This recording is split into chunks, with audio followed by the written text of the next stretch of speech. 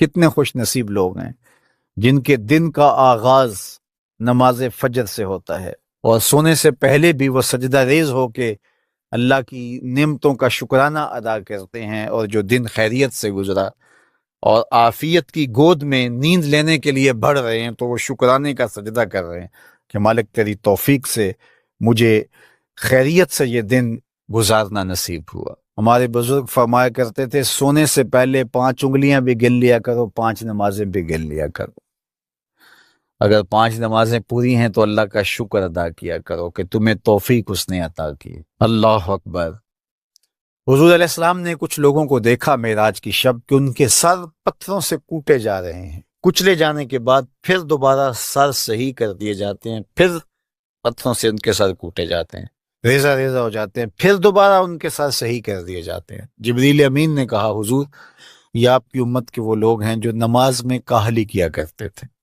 نماز میں سستی کیا کرتے، نمازوں پر بوجھ تھا کہ یہ وقت ہو گیا ہے اب پڑھنی پڑے گی، دیر کرتے رہتے، پہلے پڑھنا ہی نہیں چاہتے تھے، اگر پڑھنی پڑھ بھی جاتی تو پھر نماز کی وجہ سے ان کے سر بوجھل رہتے تھے، آج ان کے وہ سر کوٹے جائیں گے۔ نوجوانوں بالخصوص میں آپ سے مخاطب ہوں، ماں باپ کو زور نہ لگانا پڑے، آپ کی منتیں نہ کرنی پڑیں، آپ کے ترلے نہ کرنے پڑیں، آپ کو جھڑکنا نہ پڑے، جب حیا علی الصلاح کی آواز آئے تم بستر سے چھلانگ لگا کے اٹھ جاؤ کہ میرے رب کا بلاوا ہے میرے نام۔ میسج ہے، طلباء سے کہوں گا کہ استاد کو بیدار نہ کرنا پڑے تمہیں، جب اذان کی صدا آئے تو خود اٹھ کر کے مصلی پہ آ کے بیٹھ جاؤ کہ میرے رب کا بلاوا میرے نام آیا ہے۔ اپنے ہم عمر لوگوں سے کہوں گا طبیعت کی کمزوریوں کے باوجود رب کے بلاوے پہ مصلی پہ بیٹھ جاؤ۔ نماز کا چھٹکارا نہیں ہے، رستگاری نہیں ہے۔ زکوٰۃ نصاب پہ واجب ہوتی ہے، حج استطاعت پہ واجب ہوتا ہے، روزہ صحت کے ساتھ مشروط ہے، اگر شیخ فانی ہے یا ایسی بیماری ہے روزہ نہیں رکھ سکتا فدیہ دے دے، مسافر کو چھوٹ ہے، بیمار کو چھوٹ ہے کہ وہ دیگر ایام میں اس کی قضا کر لے، لیکن نماز کی چھوٹ نہیں ہے، بیمار ہے تب بھی پڑھے گا، صحت مند ہے تب بھی پڑھے گا، حضر میں ہے تب بھی پڑھے گا، سفر میں ہے تب بھی پڑھے گا۔ بالغ کے اوپر نماز کی کسی صورت میں بھی رخصت نہیں ہے، کھڑے ہو کے نہیں پڑھ سکتا بیٹھ کے پڑھ لے، بیٹھ کے نہیں پڑھ سکتا لیٹ کے پڑھ لے، اشارے سے پڑھ لے، وضو کے لیے پانی دستیاب نہیں ہے تو تیمم کر لے،